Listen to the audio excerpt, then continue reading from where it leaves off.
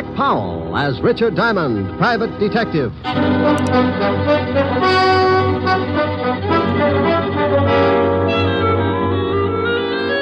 Hello there, this is Diamond. You know, there are a lot of people in a big city like this, good ones and bad ones. They walk down Broadway and rub elbows, and you can't tell them apart. Why can't you? Because a lot of them were poured out of the same mold, brought up in the middle of garbage cans and gang wars, weaned on the smell of slums and conditioned to the taste of dirt and a kick in the ribs. By the time they get old enough to raise their fist, they're given two choices, two ways to beat the gang wars and garbage cans. One guy picks himself up, shakes off the filth, and jumps over on the right side of the fence. The other guy picks himself up, too. But when he does, he raises that fist and shakes it at the whole world because he wants things the easy way. He continues to shake his fist until someone shoves a gun in it. Then he's a swaggering giant. Sometimes he climbs over with his little bag of rot and hides in the lap of society. But take away the gun, and he ends up right back in the middle of the garbage cans with his face in the dirt. What about the guy on the right side of the fence? Well, you rarely ever hear of him, unless he becomes president or gets mixed up with the guy on the wrong side of the fence. Like the case I bumped into a couple of days ago. It all started in Central Park.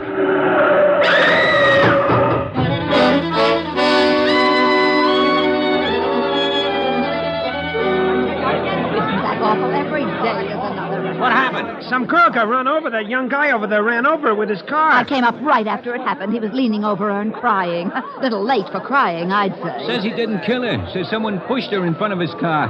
Ain't that a good one? All right, everybody back. Here comes the ambulance. Come on, you. But I tell you, I didn't kill her. I was in love with her. That's the last thing you should have said. But I swear I didn't do it. I was going to meet her about a half a block up the street, and someone pushed her out in front of my car. I couldn't stop in time. Look, I just got to write a report and take you down to the station. You can tell it to the inspector. Now, look out. Here's the ambulance. Hello, Crockett. You're too late. The body's ready for the morgue. Central Park's turning into a graveyard. I'm going to start taking my girl someplace else. What do you mean? Somebody else got run over in the park?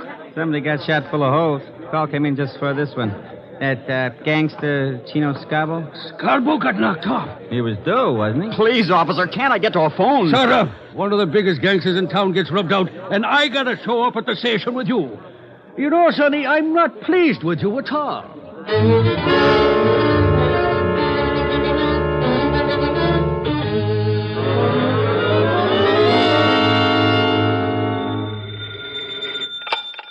Diamond Detective Agency, corpses designed with you in mind. Rick, Oh, hello, Helen, baby. where do you get all those awful slogans? Ghost Rider. Ho, ho, ho. Get it? Rick. Wasn't a riot. No, Rick. Was a bomb. Okay, maybe this will get a yuck. Oh, here's a beaut. Are you lonely? Join the Lonely Souls Club and find your perfect soulmate. All ages. Guarantee satisfaction and money refunded. I wonder if Mighty Joe Young knows about this. Rick, what are you talking about? I'm reading the personals. Hey, get a load of this one. Will give ride to coast, must be young companion, pretty, easy on the eyes. Think I ought to apply, baby? You're ridiculous. Oh, here's an odd one. Anyone witnessing unusual accident at the 72nd Street Transverse, 11 p.m. Wednesday night, when young girl was killed, call Skylar 6036. Urgent. That's in Central Park. Yeah, somebody's got troubles. Mr. Diamond? Hold it a minute, baby. Yeah, I'm Diamond. What can I do for you? I want to hire you. Helen. Yes, I know. Bye. $100 a day in expenses, sir. That's your fee? Yep. I like to give it to the prospective client first. If he turns green and faints, we both save a lot of time and talk. How do you feel? About the fee? Fine. Well, what else is bothering you? My son is being held on a manslaughter charge. Well, if he killed somebody, that's a job for the police. But he didn't do it intentionally. The girl was shoved in front of his car. That's his story. Yes, it is. And I believe him. Who was the girl, and why do you think anyone would want to kill her? Her name was Jean Cooper. My son was in love with her. Why anyone would want to kill her, I really can't say. Uh-huh. Your name and your son's name, where he's being held. My name is Cook, Earl Cook. My son's name is Tom. He's at the 5th Precinct Police Station. Oh, wouldn't you know it? I beg your pardon? Forget it. What's your business, Mr. Cook? Politics. Where can I reach you? I live at 261 Riverside Drive. My phone is Skylar 6036. Hey, wait a minute. What's the matter? I don't know. That phone number's familiar. Where did your son run over this girl, Mr. Cook? The 72nd Street transverse. 11 o'clock Wednesday night? Why, yes. How did you know? I read the papers. This your ad in the personal column? Yes, it is. You see, the police claim there were no witnesses, but I had hopes that there might have been someone who had seen the accident. Well, if anyone calls you, let me know. Now, I'll take $100, Mr. Cook. That's a retainer in case I run into trouble and have to get buried in a hurry. I hate to strain my relatives. He wrote me out a check, and I closed the office and headed for the 5th Precinct Police Station. An automobile death isn't exactly up my alley, but if someone had pushed the girl out in front of the car, then it was murder. And that was a territory I knew my way around in. Well, good morning, Sergeant Otis. Huh? Oh, where did you come from, Shamus? Sugar and spice and everything nice. Huh? That's what little boys are made of.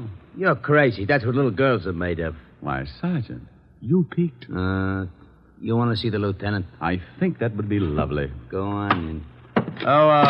Otis. Huh? I just had a horrible thought. Yeah? Wouldn't it be awful if there was a whole room full of you? Hello, Walt. Diamond, you get out of here.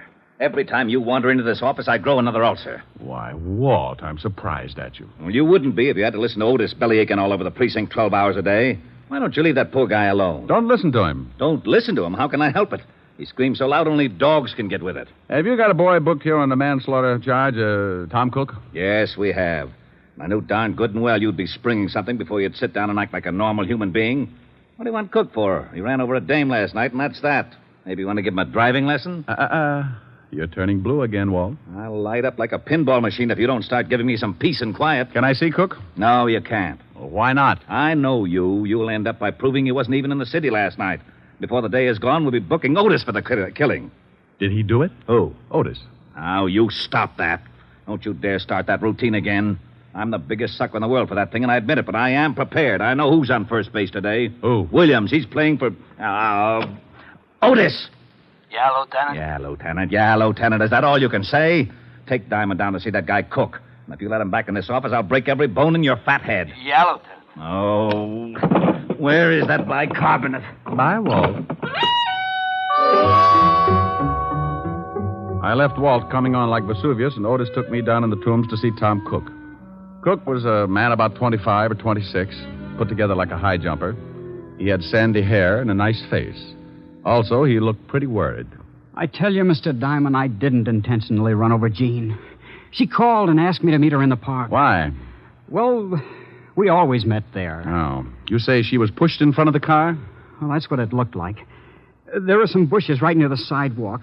She came flying out of them and fell in front of me before I could put on the brakes. What did she want to see you about? It was personal. Now, look. You're up on a manslaughter charge. You can get a lot of time for that. Now, what did she want to see you about? I can't tell you. I just can't tell you. It would ruin someone. It's going to wreck you if you don't. Then it'll have to. Okay. Did she have any enemies at all? Boyfriends, girlfriends, ex-husbands, jealous icemen? She had an ex-husband. When did she separate from him? About a year ago. Why? Do you think maybe Cooper was jealous? Is his name Cooper? Yes, John Cooper. Oh, live in town? Well, he was living at 498 West 81st Street, but that was a year ago. Okay. Tell me where your girl was living. 383 Madison Avenue, apartment 206. She was living under her married name, Cooper. Sure you don't want to tell me what she wanted to see you about? I can't, Mr. Diamond. Okay, but I hope the person you're protecting appreciates it. 5 years in Sing Sing is stretching loyalty a long way. This person's worth it. Otis, let me out of here. You locked me up with a Boy Scout.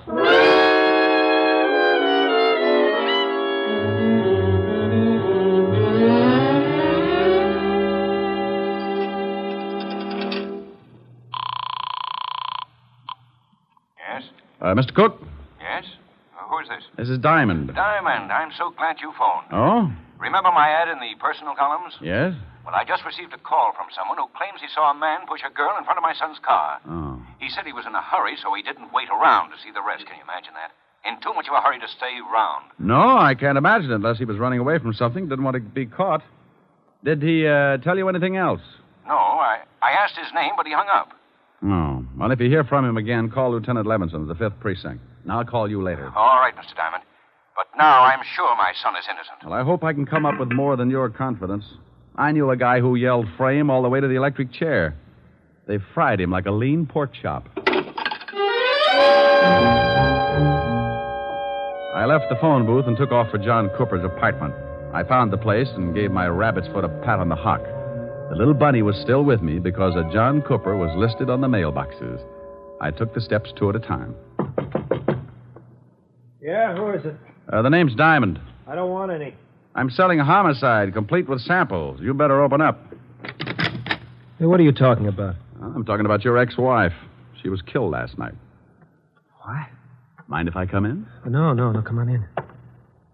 Jean dead. How did it happen? She was run over by a car. Oh, that's awful. Are you from the police? You got a gold star. Where were you at 11 o'clock Wednesday night? I was right here in my apartment. You can prove it? Well, I didn't leave. I don't guess I can prove it. I hope you don't think I ran over Jean. I know who ran over. I'm trying to find out who aimed her. I don't understand. She was pushed in front of the car. How do you know that? Why shouldn't I know that? Well, what? I don't know. I guess you should. When was the last time you saw your ex-wife? Oh, about 8 months ago. We didn't get along, so we didn't speak after we split up. You haven't seen her since? No. Or are you jealous of her new boyfriend? Jealous? Why should I be? Good question. I'll see you later, Mr. Cooper. Yeah. I hope I've been of some help. You've been dandy. I left Cooper pinning up his gold star and headed for the dead girl's apartment. I knew the law had already been there and that it would probably be locked tighter than a wine truck on Skid Row. I found the landlady's door and gave it a jolt. Yeah? Oh, what do you want? I'm looking for the landlady. You want an apartment? We got one coming up in a couple of days. The dame that was in it croaked. You can pay in advance if you want it. Can I take a look at it? Nah. Lousy coppers told me not to let anyone in. You got my word, it's a good one. Oh, well, then you'd better let me talk to your mother. My mother? My old lady's been dead for 20 years. She has? Aren't you a little young to be running an apartment all by yourself? Hey, Sonny. Yes? How old do you think I am? Well, it's hard to tell. I'd say, about 28. Come on, I'll show you the apartment. But watch those steps. I think you could use some glasses. Right up here, handsome. Was the poor girl who died married? Used to be, but she got divorced. Here it is.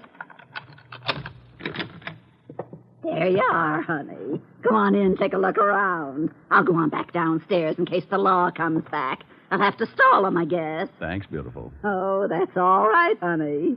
When you're done, stop in at my place and I'll give you a drink of gin.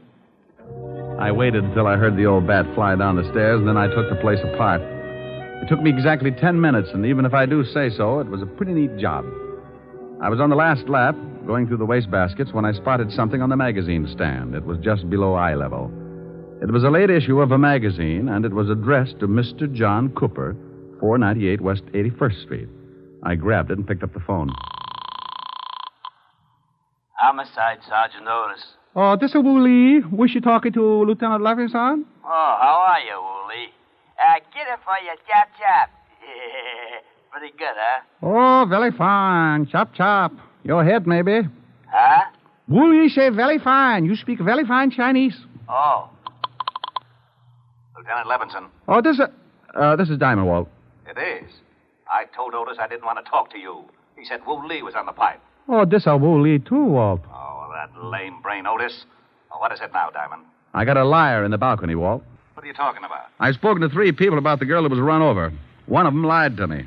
Now, I believe the kid's story. I think she was pushed. So she was pushed. I can't be bothered with that right now. I'm all tangled up in the Scarborough killing.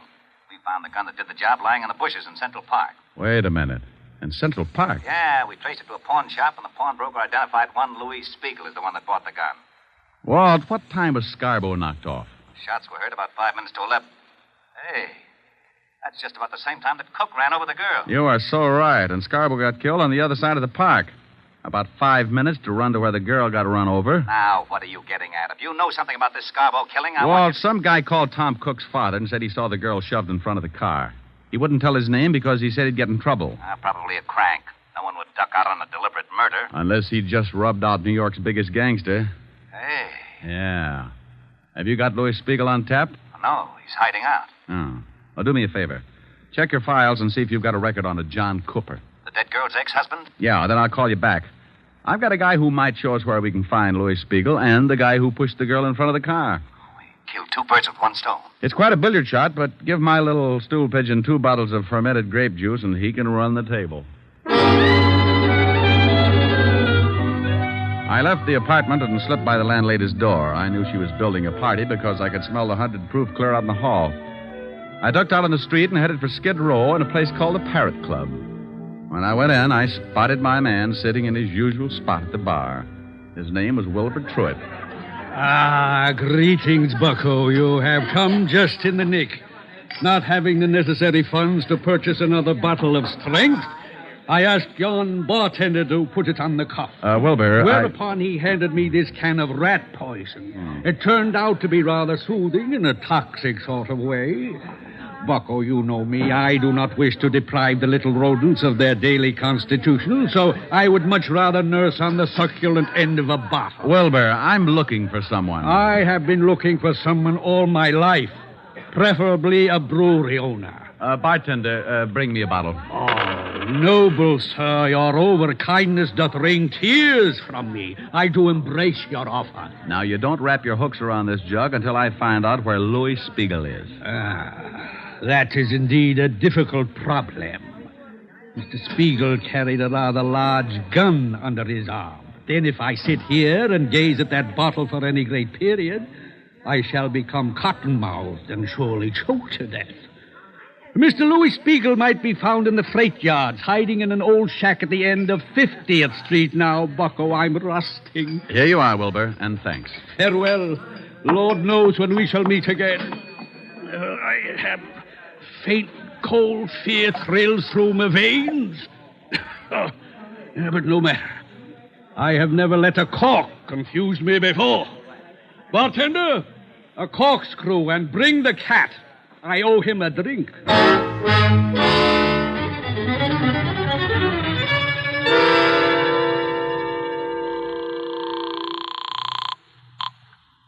Homicide, Lieutenant Levinson. Diamond, Walt, what did you find out? John Cooper has no record, Uh-oh. but George Kingsley has. Oh, alias? Yeah. George Kingsley, alias John Cooper, did 10 years for embezzlement. Oh, fine. Thanks, Walt. Now, here's the pitch. Lou Spiegel is in a shack in the freight yards at the end of 49th Street, North River. Get some men to surround the place and have Otis pick up John Cooper and bring him down there. I'll be there in half an hour and give you a couple of killers.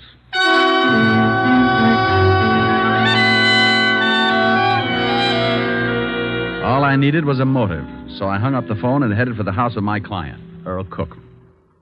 Oh, come in, Mr. Diamond. I'm very glad you've come. Mr. Cook, did you... I want to show you something. Here.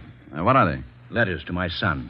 Blackmail letters. Oh? Where'd you find them? I was going through my son's things, trying to find something that might help uncover the motive for his accident. Mind if I take a look? Well, I can save you the trouble. They're about me. About you? Yes. I told you I'm in politics. Well, I am, and I'm a big power. When I began my rise, I was a young criminal lawyer. I had to accept a lot of cases that I might have turned down under different circumstances. I see. And the opposition tried everything to discredit me. Smear campaigns. Saying that I was getting acquittals for common thugs who were known to be guilty. And later, when I became a judge, they switched the campaign and said that the men I sentenced were innocent. Were they? Of course not. But in those letters to my son, the blackmailer said that he had definite proof that could ruin me. My son knew about my past, and when he started receiving the letters, he was afraid to confront me with the evidence, for fear I might have to admit my dishonesty. Have you talked with your son? I just left him. That's why he didn't tell you anything. He thought he was protecting me. His girl, Jean, found out who was sending him the letters, and, well, she was killed before she could tell him. Well, that fits. If the girl found out, then the blackmailer would not only have to know your son pretty well, but he'd also have to know her. You think you know who he is? See this magazine? Mm-hmm. Well, some of the pages are cut up. Now, take a look at these blackmail notes. They're formed with cut-out letters to spell out the words. The type is the same as the type on the magazine. Where did you get that magazine? In the girl's apartment. Well, then she must have had something to do with it. She found the magazine, all right, but it wasn't hers. Look, Mr. Cook. Yes. Did you ever send a man to prison named Kingsley? Yes, I believe so. For embezzling. Thanks. Where are you going? I'll call you later.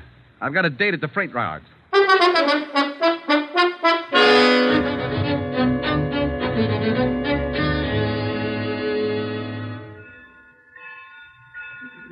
Hello, Rick. We've got Spiegel boxed up. He's in that shack down there. Ah, will he come out? If he does, it'll be feet first. Well, I guess he'd rather have it that way. Any shooting? He tried a couple, but I had the boys hold their fire until you got here. I see. Where's John Cooper? Otis hasn't showed up with him yet. Let me use your loudspeaker, Walt. Oh, sure, go ahead, but keep your head down. Spiegel, Lou. Why, that lowlife, I'll blast him to kingdom come. Hold it, Walt. Spiegel knows me. Louis, this is Diamond. I want to talk with you. You better get out of here, Diamond. This ain't none of your business. Lou, you've got my word there'll be no shooting. I want to talk to you. Look, Diamond. I know they want me for the Scarborough killing, and I say, okay, I done the job. But I'm allergic to electricity, and I don't like cops. If you blow this place apart, I say okay, too. And that's the way I want it. Now, do you still want to talk? I want 5 minutes. Okay, come on down, but keep your hands behind your neck. Walt, no shooting, huh? Okay, but I think you're crazy. He kills guys for practice. I moved out from behind the boxcar and put my hands behind my head. I started down toward the shack, and I could see Spiegel looking at me over the barrel of a .45.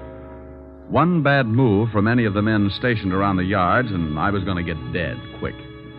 I walked up to the shack and went in. That's far enough, Diamond. You've got 5 minutes. It won't take that long, Lou. Keep your hands where they are.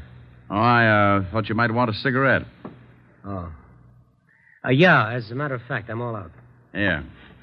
Keep the pack. Just one. I got a date. Yeah. Light? I can make it. 4 minutes, Diamond. Did you see a girl shoved in front of a car the night you knocked off Scarborough? Yeah. I called some guy and I told him about it. I read his ad in the personals, but I couldn't do anything about it. Yeah, because then the law would know you were in the park. Looks like it don't make much difference now. The kid who ran over the girl is in on a manslaughter rap. You'll get 5 or 10. It's tough. You got 3.5 minutes. Lou, did you get a good look at the man who gave the girl the shove? Sure, I'd remember him. Rick? What do they want? I'll see. With your hands up, you'll see. Sure. What is it, Walt? Otis has got Cooper. Lou, will you do me a favor? I don't know. I want you to tell me if the guy they've got up there is the one who pushed the girl. Sure. But I can't see him from here. I'll have him brought down. I hope you ain't up to something. I don't want to see no kid get sent up on a bum rap. But if you get funny, you get holes. Walt, how about us bring Cooper halfway down to the shack? He doesn't want to go. Then drag him. I've only got 2 minutes. They bringing him? Yeah, here he comes. Okay. Out that door. What are you doing? I'm doing you a favor. I'm tired of this shack, and I'm walking out with you in front of me. Okay. Don't get too far ahead. Rick, what's Spiegel up to? I don't know. Hold your fire. I'm surprised at you. Even if I identified this guy, it wouldn't hold water.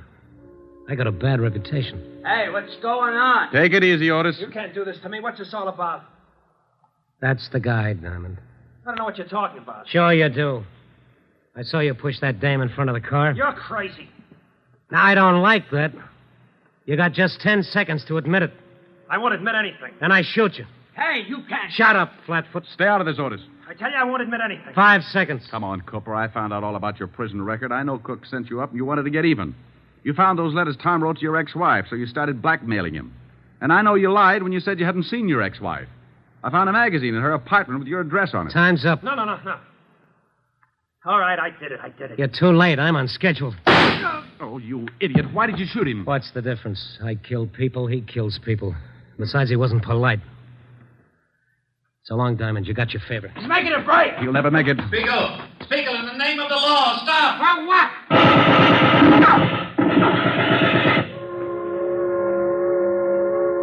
Yeah, they got him. They sure did. You know something? He wasn't such a bad guy. Wasn't he? I guess he's killed 12 people in his time, but maybe you're right. Maybe he kissed them all goodbye before he pulled the trigger. Well, I got a right to an opinion. Yeah, and it scares me a little. You're lucky you didn't try to pull a gun on him. You'd look pretty silly telling everybody what a nice guy he was after he'd shot off the top of your head.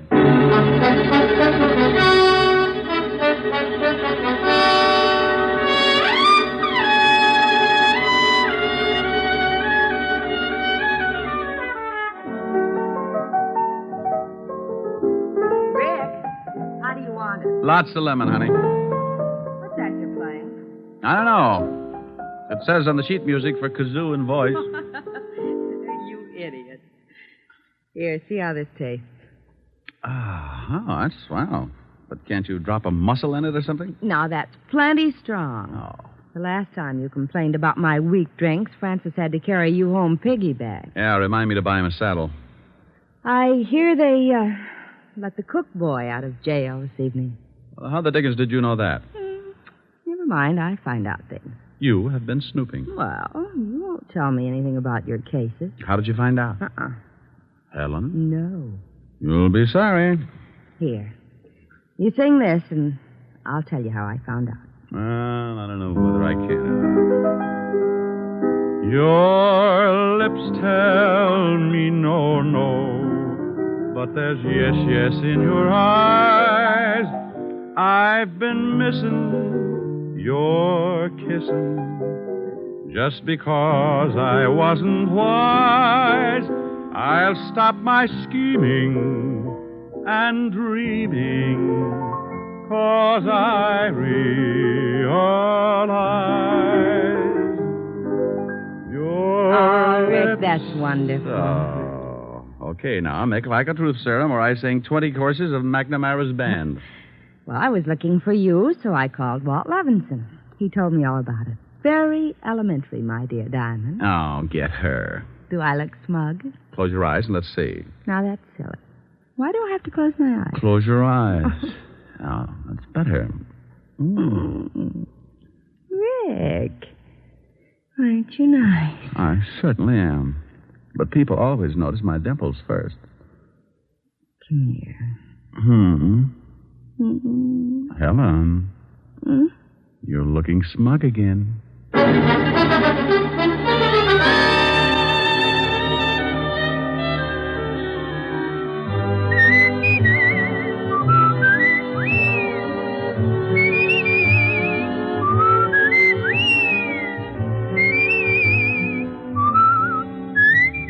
You have just heard Richard Diamond, Private Detective, starring Dick Powell. Helen was played by Virginia Gregg, Lieutenant Levinson by Ed Begley.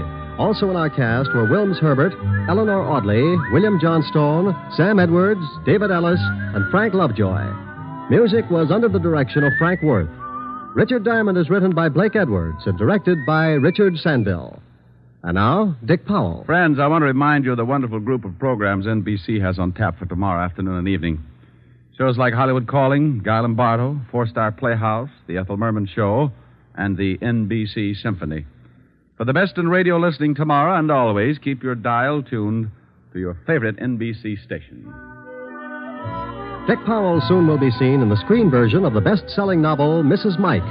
Now, this is Eddie King inviting you to be with us again at the same time next week when we will again bring you Dick Powell as Richard Diamond, Private Detective.